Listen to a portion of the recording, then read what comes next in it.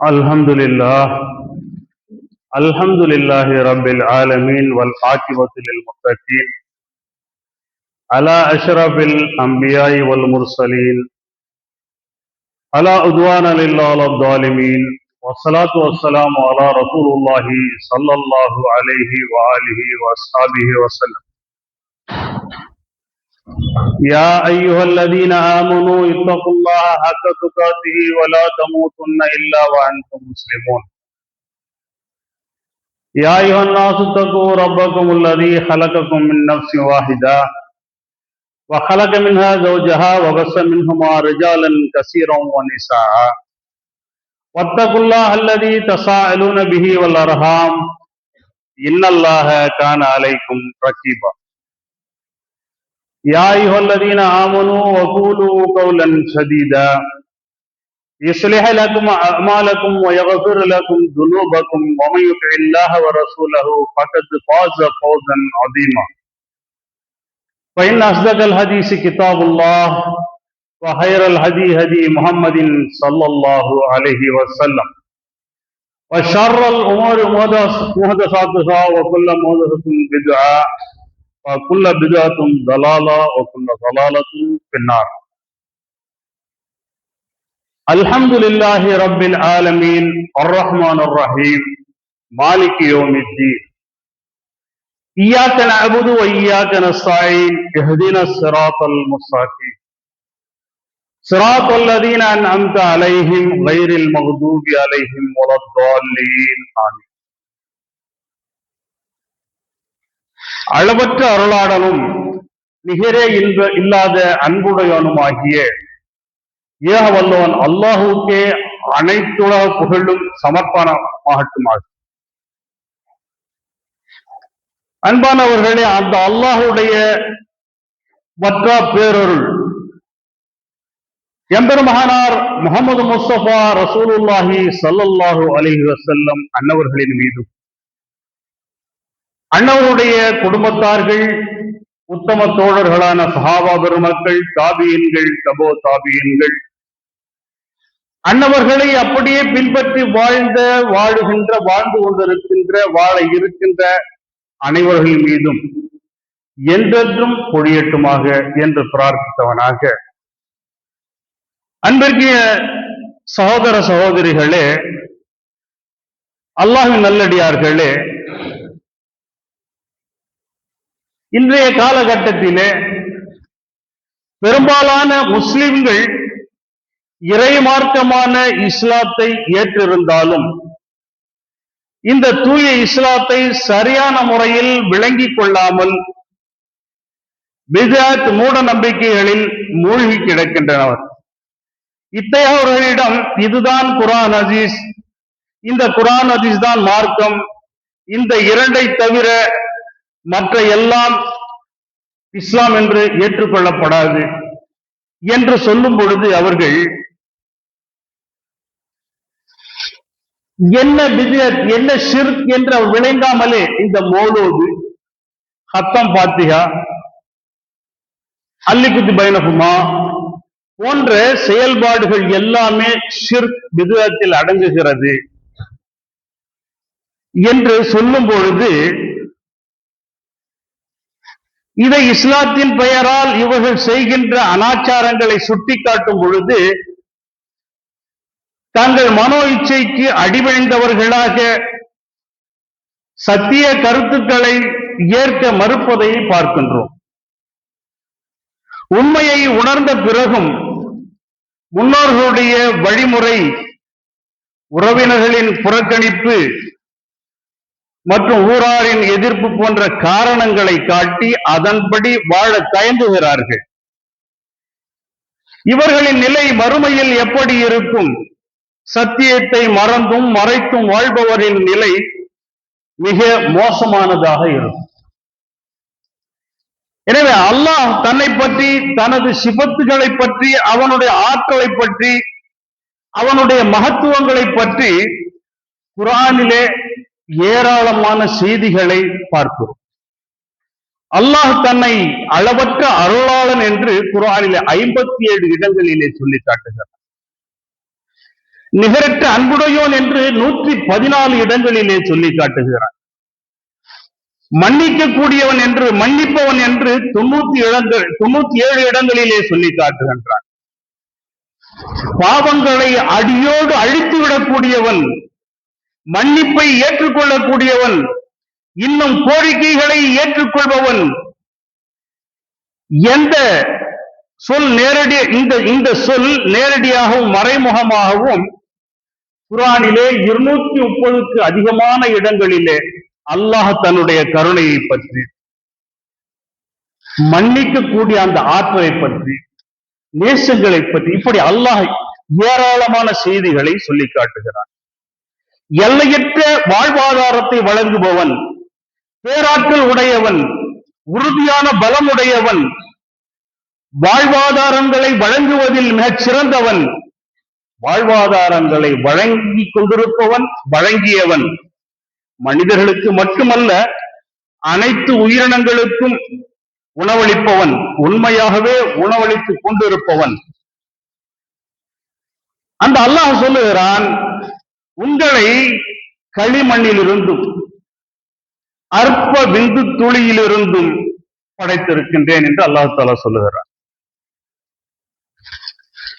இயற்கையின் சமநிலை, தாவரங்கள் ஒளியை எடுத்துக் கொள்வதற்கும், உயிரினங்களின் இயல்பு வாழ்க்கைக்கும், பூமியின் வெப்பநிலை சீராக இருப்பதற்கும் இரவு பகல் மாறி மாறி வருவது அவசியமாக இருக்கிறது.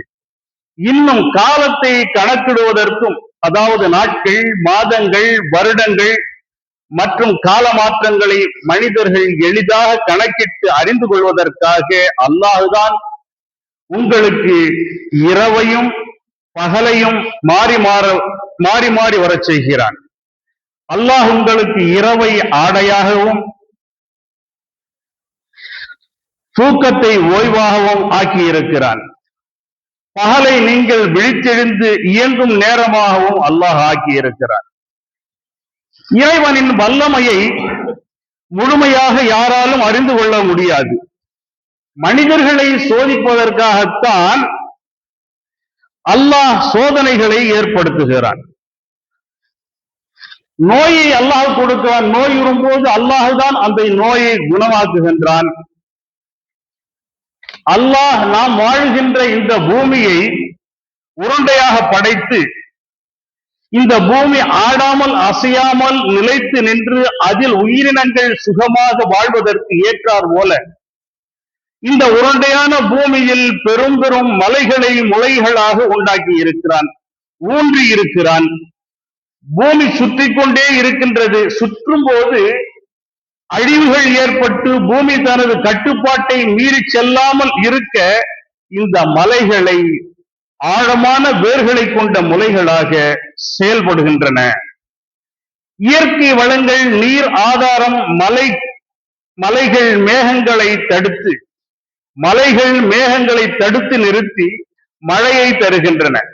பனிப்பாறைகளை சேமித்து வற்றாத நதியின் தோற்றுவாயாக அமைகின்றன. மனிதர்களின் தேவையான தாதுக்கள் மற்றும் கனிம வளங்கள் களஞ்சியமாகவும் திகழ்கின்றன. இப்படி எண்ணற்ற அருட்கொடைகளை அல்லாஹ் பொழிந்திருக்க, அந்த அல்லாஹுவுக்கும் அந்த அல்லாஹுடைய தூதருக்கும் மாற்றம் செய்ய முடியுமா என்ன? நிச்சயமாக அல்லாஹுக்கும் அல்லாஹ் ரசூலுக்கும் மாற்றம் செய்யக்கூடாது என்று இருக்கும் பொழுது, இந்த ரபியுல் மாதத்திலே மௌலிது என்ற பெயரிலே அல்லாஹுக்கு இணை கற்பிக்கின்ற அரபு பாடல்களை, அதுவும் அல்லாஹுடைய பள்ளியிலும் ஓதுகின்ற காட்சியை நாம் பார்க்கின்றோம். அறிஞர்கள் என்று சொல்லிக் கொண்டிருக்கக்கூடியவர்கள், ஆலிம் பெருமக்கள் என்று சொல்லிக் கொண்டிருக்கக்கூடியவர்கள் பள்ளியிலே கூட்டாக அமர்ந்து இந்த மௌலூது அரபி பாடலை பாடிக்கொண்டிருக்கின்றார்கள். இதை ஒரு சாரார் ஆதரித்து பள்ளியில் அமர்ந்து அதற்கு துணை போகின்றார்கள்.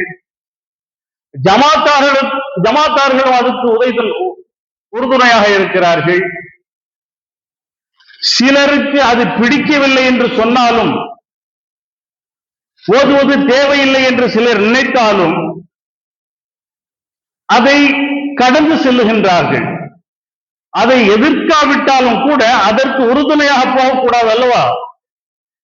அதை பிடிக்காதவர்கள் அதை எதிர்க்காமல் இருந்தாலும் பரவாயில்லை, ஆனால் அந்த நிகழ்வுகள் நடந்தேறுவதற்கான முஸ்லிம்களிலே பங்கெடுக்கிறார்கள், அதற்கான செலவினங்களுக்கான பணத்தை, பொருளாதாரத்தை வழங்குகிறார்கள். இப்படி அந்த மௌலூதை ஆதரிக்கின்ற காட்சியை நாம் பார்க்கிறோம். இது மிகப்பெரிய ஒரு அநியாயம் இல்லையா? அல்லாஹ்வுக்கு இணையான வார்த்தைகள் இந்த மௌலூதிலே அதிகமாக இடம்பெறுகின்றன. அப்படி என்னதான் இந்த மௌலூதி கிதாபில் இருக்கின்றது என்று பார்த்தால், அல்லாஹ்வுக்கும் அல்லாஹ்வுடைய தூதருக்கும் அல்லாஹும் அல்லாஹ்வுடைய தூதரும் சொல்லித் தராத ஒன்று இந்த மௌலூது. இந்த மௌலூது கிதாபிலே அல்லாஹ்வுக்கு இணை கற்பிக்கின்ற வசனங்கள் ஏராளம்.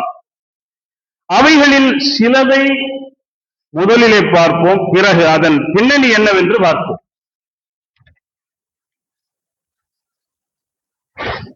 குறிப்பாக இந்த மௌலூது கிதாபிலே அரபியிலும் சொல்லி நேரத்தை வீணடிக்காமல் செய்திக்கு வருகிறேன். அல்லாஹ்வின் தூதரே, எனது கையை பிடித்து எனக்கு உதவுங்கள். அல்லாஹ்வின் தூதரே, எனது கையை பிடித்து எனக்கு உதவுங்கள். இஸ்லாமிய அடிப்படையில் மறைவான முறையில் உதவி தேடுவதும் துன்பங்களை நீக்க அழைப்பதும் அல்லாஹ் ஒருவனுக்கு மட்டுமே உரியது, உரிமையும் ஆகும். மரணித்த ஒருவரிடம் பிரார்த்திப்பது இணை வைப்பாக கருதப்படுகிறது. அடுத்த இடத்திலே பார்க்கும் பொழுது, துன்பங்களை அகற்றுபவரே, ரசூலுல்லாஹ் ஸல்லல்லாஹு அலைஹி வஸல்லம் அவர்களை அழைத்து துன்பங்களை அகற்றுபவரே என்று சொல்லக்கூடிய இடம் ஏற்பட்டிருக்கிறது. இந்த குர்ஆனின் படி பார்க்கும் பொழுது துன்பங்களை அகற்றுபவன் அல்லாஹ் மட்டுமே. அல்லாஹ் தஆலா இது குர்ஆனிலே சொல்லுகிறான், துன்பங்களை அகற்றுபவன் அல்லாஹ் மட்டுமே. இந்த தன்மை மனிதர்களுக்கு வழங்கப்படுவது இறை தன்மையில் பங்கு சேர்ப்பதாக இருக்கிறது. அது மட்டுமல்ல, ரசூலுல்லாஹ் ஸல்லல்லாஹு அலைஹி வஸல்லம் அவர்களை அழைத்து எங்களை மன்னியுங்கள், எங்களுடைய பாவத்தை மன்னித்து அருளுங்கள் என்ற வாசகம் வருகிறது. அது மட்டுமல்ல, நபியே, லவ்ஹுல் மஹ்ஃபூல் மற்றும் பேனாவின் அறிவும் உங்களது அறிவில் உள்ள ஒரு பகுதிதான் என்ற வாசகம் வருகிறது. மறைவான விஷயங்கள் அனைத்தும் அறிவது அல்லாஹ்வுக்கு மட்டுமே உரிய ஒரு அந்தஸ்தாக இருக்கிறது. லவ்ஹுல் மஹ்ஃபூலின் அறிவை ஒரு மனிதருக்கு அளிப்பது இறைவனின் தனித்துவமான அறிவில் இணை வைப்பதாக கருதப்படுகிறது. அது மட்டுமல்ல, யா முஹைதீனே, எனக்கு உதவி செய்யுங்கள் என்கின்ற வாசகம் அந்த கிதாபிலே வருகிறது. இறந்து போன மகான்களிடம், அவுலியாக்களிடம் நேரடியாக உதவி கோருவதும் மற்றும் அவர்களிடம் பிரார்த்தனை செய்வதும் ஷிர்க் என்னும் பெரிய பாவத்தில் சேர்க்கப்படுகிறது. அல்லாஹ் தஆலா சொல்லுகிறான், இன்ன ஷிர்க லதுல்முன் அதீம், இன்ன ஷிர்க லதுல்முன் அலீம். அல்லாஹ்வுக்கு இணை வைப்பது மிகப்பெரிய அநியாயம் என்று அல்லாஹ் தஆலா சொல்லுகிறான்.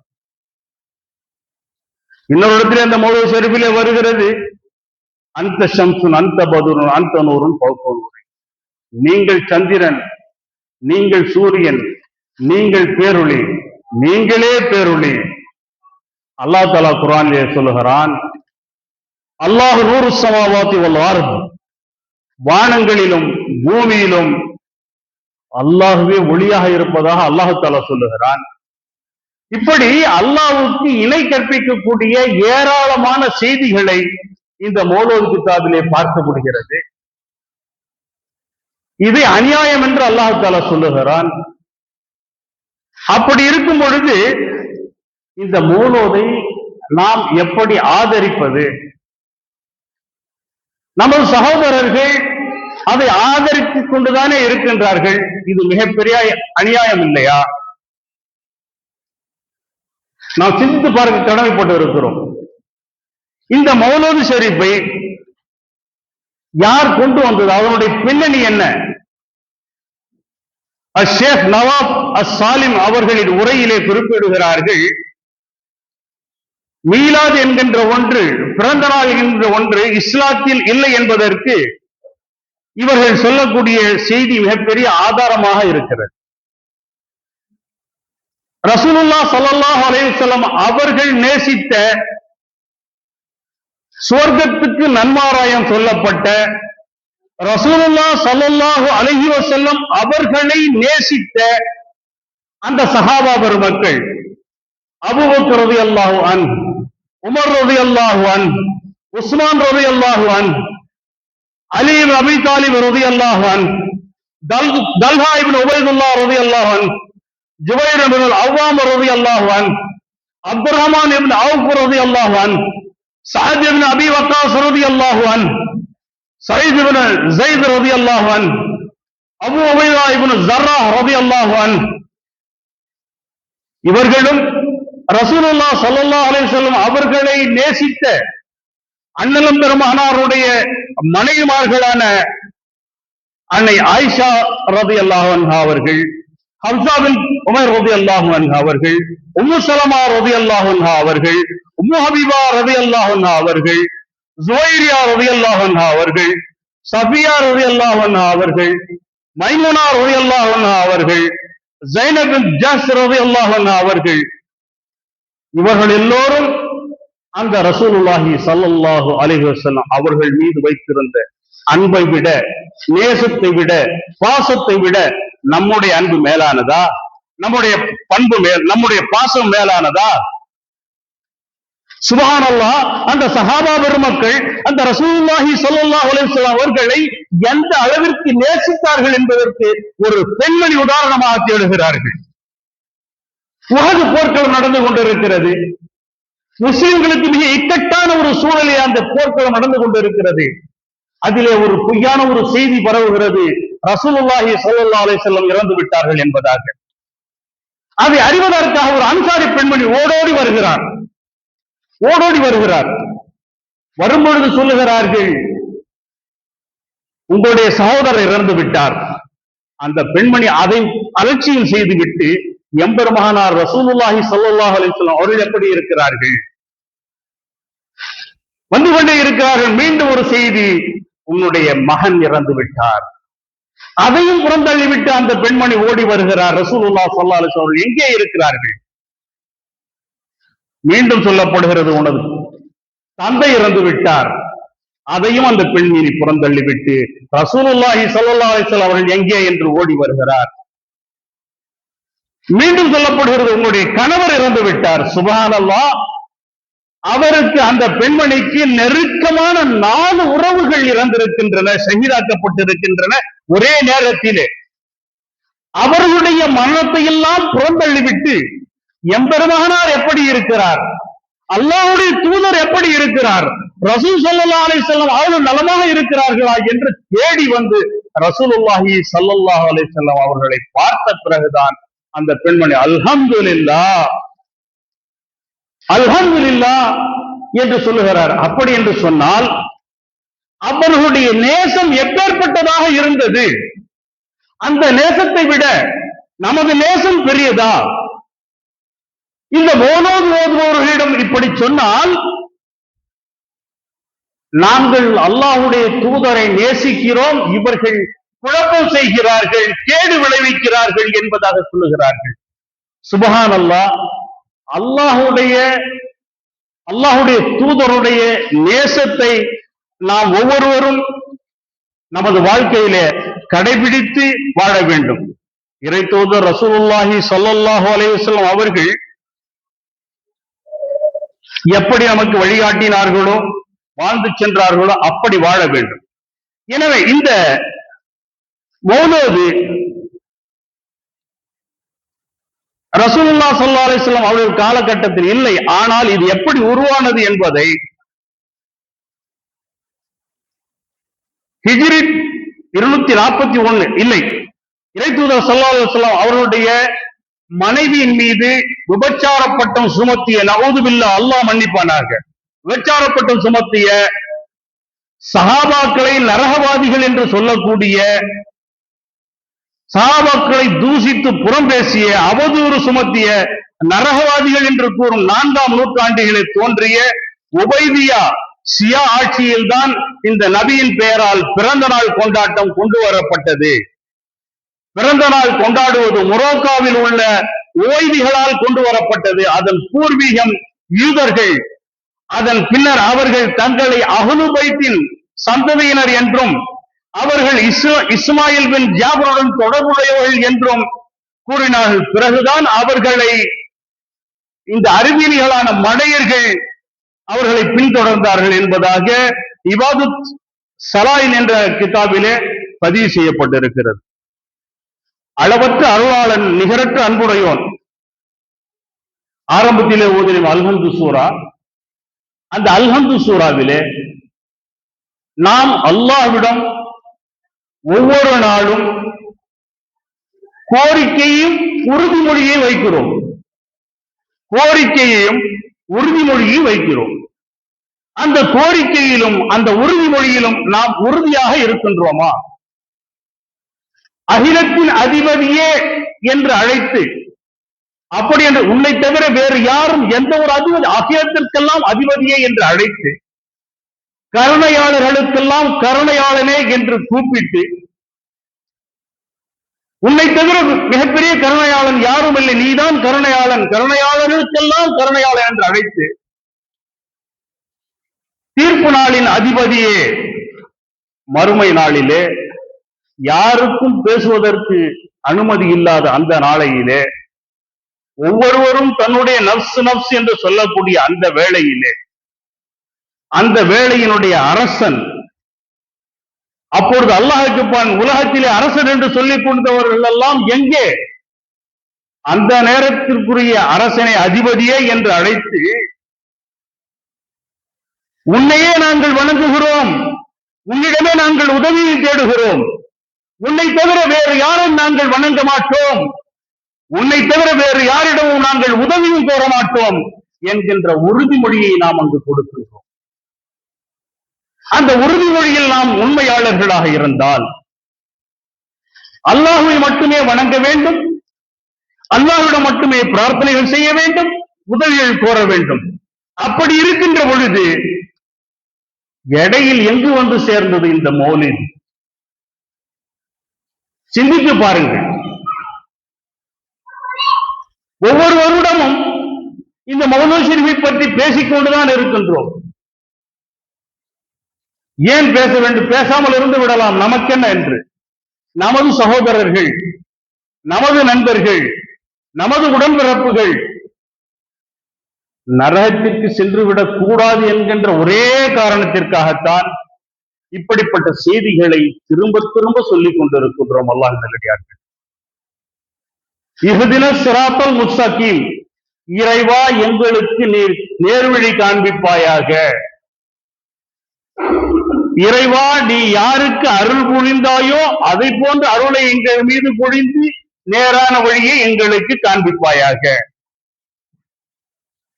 உன்னுடைய கோபத்திற்கும் சாபத்திற்கும் ஆளானார்களே வடிகேடர்கள், யூத நசாராக்கள், அவர்களுக்கு காண்பித்ததை போன்ற தவறான வழியை எங்களுக்கு காண்பித்து விடாதே யா அல்லாஹ் என்று நாம் அல்லாஹ்விடம் கோரிக்கை வைக்கிறோம்.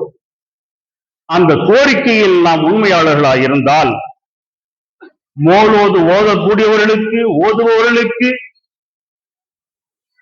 உறுதுணையாக, ஆதரவாக இருப்பது நாம் இந்த கோரிக்கைக்கு மாறு செய்கின்றதாக ஆகிவிடும். அல்லாஹ்வின் நல்லடியார்களை சிந்தித்து பார்க்க வேண்டும்.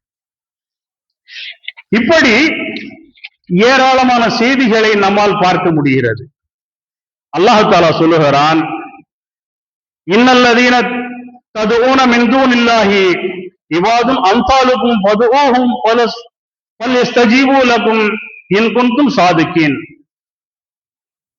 அல்லாஹ் தஆலா சொல்லுகிறான், நிச்சயமாக அல்லாஹ்வை அல்லாது எவர்களை நீங்கள் அழைக்கின்றீர்களோ அவர்களும் உங்களை போன்ற மனிதர்கள் தான். இது அவுலியாமார்களுக்கு மட்டுமல்ல, ரசூலுல்லாஹ் ஸல்லல்லாஹு அலைஹி வஸல்லம் அவர்களுக்கும் இந்த செய்தி பொருந்தும். அவர்களும் மனிதராகத்தான் வாழ்ந்தார்கள்.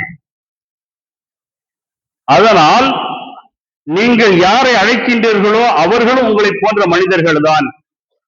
நீங்கள் உண்மையாளர்களாக இருந்தால் நீங்கள் அவர்களை அழைத்து பாருங்கள், அவர்கள் உங்களுக்கு பதிலளிக்கட்டும் என்று அல்லாஹ் தஆலா சவால் விடுகிறான். அடுத்ததாக சொல்லுகிறான், அவனே இரவை பகலில் புகுத்துகின்றான், பகலை இரவில் புகுத்துகின்றான், சூரியனையும் சந்திரனையும் அதன் அதிகாரத்துக்குள் வைத்திருக்கிறான். அவை அனைத்தும் குறிப்பிட்ட காலத்திட்டத்தின்படியே நடந்து வருகின்றன. அவனே உங்களுடைய இறைவனாகிய அல்லாஹ். அரசாட்சி எல்லாம் அல்லாஹ்வுக்கே உரியது. அல்லாஹ் என்று நீங்கள் எவர்களை பிரார்த்தித்து அழைக்கின்றீர்களோ அவர்களுக்கு அணுவளவு அதிகாரம் இல்லை. அல்லாஹ் தஆலா சொல்லுகிறான், அல்லாஹ்வை அல்லாது நீங்கள் வேறு யாரையெல்லாம் அழைக்கின்றீர்களோ அவர்களுக்கு ஒரு அணுவளவு கடுகளவு கூட அதிகாரம் இல்லை என்பதை அல்லாஹ் தஆலா சொல்லி காட்டுகிறார். நீங்கள் அவர்களை பிரார்த்தித்து அழைத்தாலும் அவர்கள் உங்கள் பிரார்த்தனை செவியேற்க மாட்டார்கள். அப்படியே செவியேற்றாலும் கூட உங்களுக்கு பதிலளிக்க மாட்டார்கள். கியாம நாளையில் நீங்கள் இணை வைத்ததையும் அவர்கள் நிராகரித்து விடுவார்கள். யாவற்றையும் நன்கு அறிந்தவனை போன்று அல்லாஹ்வை போன்று அவர்கள் எவருமே உங்களுக்கு அறிவிக்க மாட்டார்கள். அனைத்தையும் அறிந்து சிறந்த முறையில் அறிவிக்கக்கூடிய அல்லாஹ்வை போன்று உங்களுக்கு யாரும் அறிவிக்க மாட்டார்கள் என்று அல்லாஹ் தஆலா சொல்லுகிறார். இன்னும் கியாம நாள் வரை அவர்களை அழைத்தாலும் அவர்கள் பதில் கொடுக்க மாட்டார்கள் என்று அல்லாஹ் தஆலா சொல்லுகிறார். அன்பானவர்களே, ரசூலுல்லாஹ் ஸல்லல்லாஹு அலைஹி வஸல்லம் அவரிடம் பிரார்த்தனை செய்கின்றோமே, நாம் சிந்தித்து பார்க்க வேண்டும். ரசூலுல்லாஹ் ஸல்லல்லாஹு அலைஹி வஸல்லம் அவர்கள் சொன்னதா இப்னு அப்பாஸ் ரலியல்லாஹு அன்ஹு அவர்கள் சொல்லுகிறார்கள், நான் சிறுவனாக இருந்த பொழுது ரசூலுல்லாஹ் ஸல்லல்லாஹு அலைஹி வஸல்லம் அவர்கள் எனக்கு சில வார்த்தைகளை கற்றுத் தருகிறேன் என்று சொல்லி எனக்கு கற்றுக் கொடுத்தார்கள். நீ அல்லாஹ்வை பேணி நட, அவன் உன்னை பேணுவான். நீ ஏதேனும் கேட்டால் அல்லாஹ்விடமே கேள். நீ உதவி தேடினால் அல்லாஹ்விடமே உதவி தேடு என்று ரசூலுல்லாஹ் ஸல்லல்லாஹு அலைஹி வஸல்லம் அவர்கள் சொல்லிக் கொடுத்திருக்கிறார்கள்.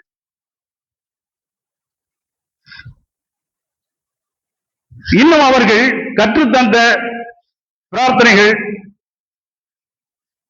ரசூலுல்லாஹ் ஸல்லல்லாஹு அலைஹி வஸல்லம் அவர்கள் சொல்லுகிறார்கள், அல்லாஹ் கூறுகிறான், இது எனக்கும் என் அடியானுக்கும் நடுவில் உள்ளது. என் அடியான் கேட்பது அவனுக்கு கிடைக்கும். அடியான் இய்யாக நஅபுது வ இய்யாக நஸ்தஈன், உன்னையே நாங்கள் வணங்குகிறோம், உன்னிடமே நாங்கள் உதவி தேடுகிறோம் என்று கூறும்போது அல்லாஹ் இது எனக்கும் என் அடியானுக்கும் உரியது என்று சொல்லுகிறான் என்று சொல்லுகிறார்கள் ரசூலுல்லாஹ் ஸல்லல்லாஹு அலைஹி வஸல்லம் அவர்கள். ரசூலுல்லாஹ் ஸல்லல்லாஹு அலைஹி வஸல்லம் அவர்கள் சொல்லுகிறார்கள், ஒருவருக்கு வறுமையோ அல்லது சிரமமோ ஏற்படும் போது அதை அவர் மனிதரிடம் முறையிட்டால் அவரது சிரமம் நீங்காது. ஆனால் அதை அல்லாஹ்விடம் அவர் முறையிட்டால் அல்லாஹ் அவருக்கு உடனடியாகவோ அல்லது தாமதமாகவோ அவருடைய சிரமத்தை நீக்குவான், வாழ்வாதாரத்தை வழங்குவான் என்று சொல்லுகிறார்கள். அல்லாஹ்வின் நல்லடியார்களே, சஹாபா பெருமக்கள் ரசூலுல்லாஹ் ஸல்லல்லாஹு அலைஹி வஸல்லம் அவர்களிடம் கேட்கிறார்கள், யா ரசூலல்லாஹ், உங்களுக்கு சலாம் சொல்லுவது எங்களுக்கு தெரிகிறது, ஆனால் உங்கள் மீது ஸலவாத்து சொல்ல வேண்டும் என்று சொல்லுகின்றீர்களே, நாங்கள் எப்படி ஸலவாத்தை சொல்லுவது என்று கேட்கிறார்கள். அல்லாஹ்வின் நல்லடியார்களே, நாம் சிந்தித்து பார்க்க வேண்டும் இந்த இடத்திலே. ஸலவாத் என்பதை ரசூலுல்லாஹ் ஸல்லல்லாஹு அலைஹி வஸல்லம் அவர்கள் சொல்லித் தருகிறார்கள் சஹாபா பெருமக்களுக்கு. அல்லாஹும்ம ஸல்லி அலா முஹம்மதின் வ அலா ஆலி முஹம்மதின் கமா ஸல்லைத அலா இப்ராஹீம வ அலா ஆலி இப்ராஹீம இன்னக ஹமீதும் மஜீத். அல்லாஹும்ம பாரிக் அலா முஹம்மதின் வ அலா ஆலி முஹம்மதின் கமா பாரக்த அலா இப்ராஹீம வ அலா ஆலி இப்ராஹீம இன்னக ஹமீதும் மஜீத். நீங்கள் எனக்காக பிரார்த்தனை செய்யுங்கள். எப்படி பிரார்த்தனை செய்ய வேண்டும் என்பதை இந்த ஸலவாத்தின் மூலமாக சொல்லிக் கொடுக்கிறார்கள். யா அல்லாஹ், யா அல்லாஹ், இப்ராஹிம் அலைஹிஸ்ஸலாம் அவர்களுக்கும் அவருடைய குடும்பத்தார்களுக்கும் நீ வழங்கியதை போன்ற அருள் வளத்தை எங்கள் நபி முஹம்மது முஸ்தபா ரசூலுல்லாஹி அலைஹி வஸல்லம் அவர்கள் மீது வழங்குவாயாக, அருள் பொழிவாயாக. யா அல்லாஹ், இப்ராஹிம் அலைஹிஸ்ஸலாம் அவர்கள் மீதும் அவருடைய குடும்பத்தார்கள் மீதும் நீ பரக்கத்து செய்ததை போன்று எங்கள் நபி முஹம்மது முஸ்தபா ரசூலுல்லாஹி ஸல்லல்லாஹு அலைஹி வஸல்லம் அவர்கள் மீதும் அவருடைய குடும்பத்தார்கள் மீதும் நீ பரக்கத்தை பொழிவாயாக என்று ஸலவாத் சொல்லுங்கள் என்று ரசூலுல்லாஹி ஸல்லல்லாஹு அலைஹி வஸல்லம் அவர்கள் சொல்லிக் கொடுக்கிறார்கள். அல்லாஹ்வின் நல்லடியார்களே, எனவே நாம் நம்முடைய வாழ்க்கையிலே இது போன்ற மூட பழக்க வழக்கங்களை, அனாச்சாரங்களை விட்டு ஒழித்து விட்டு ரசூலுல்லாஹி ஸல்லல்லாஹு அலைஹி வஸல்லம் அவர்கள் தன்னுடைய இறுதி பேருரையிலே சொன்னார்களே, நான் உங்களிடம் இரண்டை விட்டு சொல்லுகிறேன், அந்த இரண்டை நீங்கள் பற்றி பிடித்திருக்கும் காலம் வரை வழி தவற மாட்டீர்கள் என்று.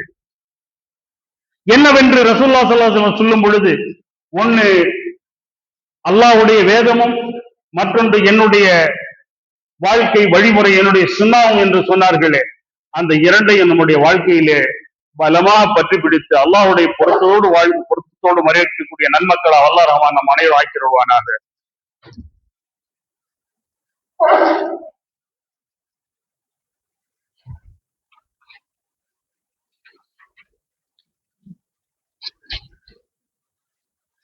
அல்ஹம்துலில்லாஹ் அலா மன் நபிய பஅதா வஸ்ஸலாத்து வஸ்ஸலாம் அலா ரசூலில்லாஹ் ஸல்லல்லாஹு அலைஹி வஸல்லம்.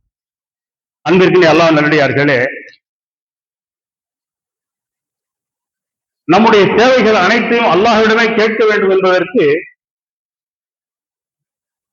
அபூபக்கர் ரலியல்லாஹு அன்ஹு அவர்கள் ரசூலுல்லாஹ் ஸல்லல்லாஹு அலைஹி வஸல்லம் அவரிடம், யா ரசூலல்லாஹ், எனக்கு ஒரு பிரார்த்தனையை சொல்லித் தாருங்கள் என்று கேட்கும் பொழுது ரசூலுல்லாஹி ஸல்லல்லாஹு அலைஹி வஸல்லம் அவர்கள் ஒரு பிரார்த்தனை சொல்லித் தருகிறார்கள். அல்லாஹும்ம இன்னி ஸலம்து நஃப்ஸி ஸுல்மன் கஸீரன் வலா யாஃபிரு ஸுனூப இல்லா அன்த ஃபஃபிர்லி மக்ஃபிரத்தன் மின் இன்திக வர்ஹம்னி இன்னக அன்தல் கஃபூருர் ரஹீம். என்னுடைய நஃப்ஸுக்கு நான் அநியாயங்களை செய்து விட்டேன். அல்லாஹும்ம இன்னி ஸலம்து நஃப்ஸி, எனக்கு அதிகமான அநியாயங்களை நான் செய்து விட்டேன். ஸுல்மன் கஸீரன், எனக்கு அதிகமான பாவங்களை செய்து விட்டேன். லா யஃபிரு ஸுனூப இல்லா அன்த, பாவங்களை மன்னிக்கக்கூடியவன் உன்னை தவிர வேறு யாரும் இல்லை. இதே போன்ற வசனங்கள் தான் இடம்பெறுகின்றன. அதே போன்று ரசூலுல்லாஹி ஸல்லல்லாஹு அலைஹி வஸல்லம் அவர்களுக்கு மன்னிக்கக்கூடிய தகுதி இருக்குமே, ஆனால் அவர்கள் சஹாபா பெருமக்களை நான் மன்னிக்கிறேன் என்று சொல்லி இருப்பார்களே. ரசூலுல்லாஹி ஸல்லல்லாஹு அலைஹி வஸல்லம் அவர்கள் தன்னுடைய உறவினர்களை அவரோட பெயரை சொல்லி அழைக்கிறார்கள். கடைசியாக பாத்திமா ரலியல்லாஹு அன்ஹா அவர்களையும் அழைக்கிறார்கள்.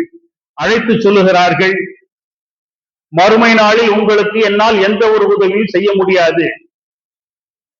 மறுமை நாளில் உங்களுக்கு என்னால் எந்த ஒரு உதவி செய்ய முடியாது. இந்த உலகத்தில் என்னால் இயன்றதை உங்களுக்கு செய்ய முடியும், மறுமையிலே எந்த உதவி செய்ய முடியாது என்று சொல்லுகின்றார்களே.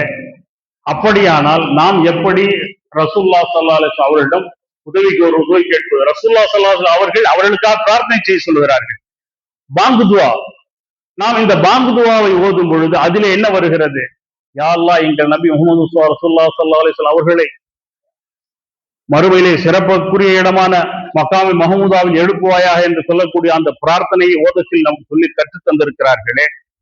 அப்படி இருக்கும் பொழுது நாம் எப்படி தடம் புரண்டு போவது, திசை மாறி போவது? இந்த உலகத்திலே திசை மாறி தடம் புரண்டு போய்விட்டால் மறுமையில் பெரும் கைசேதத்திற்கு ஆளாக நேகிவிடும் அல்லாஹ் நல்லடியார்களே. எனவே நாம் நமது வாழ்க்கையிலே அல்லாஹுக்கும் அல்லாஹ்வுடைய தூதருக்கும் முழுமையாக கட்டுப்பட்டு அவர்கள் எதை சொன்னார்களோ அதை செய்து, எதை தடுத்திருக்கின்றார்களோ அதிலிருந்து முழுதுமாக தடுத்து கொண்டு நம்முடைய வாழ்க்கையை நாம் அமைத்துக் கொண்டு வாழ்ந்து மரணித்தோம் என்று சொன்னால் நமக்கு எந்த கவலையும் இல்லை. ஆனால் அதில் குறை வைத்து நம்முடைய மரணம் அமையும் என்று சொன்னால் நம்முடைய மறுமை வாழ்வு, நிரந்தரமான முடிவே இல்லாத அந்த மறுமை வாழ்வு நஷ்டத்திற்குள்ளாகிவிடும். அல்லாஹ் நல்லடியார்களே, இந்த உலகில் நஷ்டம் ஏற்படலாம், கஷ்டங்கள் ஏற்படலாம், சோதனைகள் வரலாம், சிரமங்கள் வரலாம், உணவு பற்றாக்குறை ஏற்படலாம், பொருளாதார பற்றாக்குறை ஏற்படலாம். இது ஒன்றும் பெரிய இழப்பல்ல. இந்த இழப்புகள் எல்லாம் ஒரு 60, 70, 80, 100 ஆண்டுகளுக்கு மேல் நீடிக்காது. ஆனால் மறுமையில் ஒரு இழப்பு வந்து விட்டால் அது யுகம் யுகமாக, காலங்காலமாக முடிவே இல்லாத ஒரு கை சேதத்தை ஏற்படுத்திவிடும். அல்லாஹ்வின் நல்லடியார்களே, அந்த கை சேதத்திலிருந்து தப்பிக்கக்கூடிய மக்களாக அல்லாஹ் நம் அனைவரும் ஆக்கியருவானாக. அதற்கான அறிவையும் சிந்தனையும் நமக்கு வழங்குவானாக என்று பிரார்த்தித்து என்னுடைய உரையை நிறைவு செய்கிறேன். வாஹிரு தாவானா அல்ஹம்துலில்லாஹி ரப்பில் ஆலமீன். அஸ்ஸலாமு அலைக்கும் வரஹ்மத்துல்லாஹி வபரகாத்துஹு.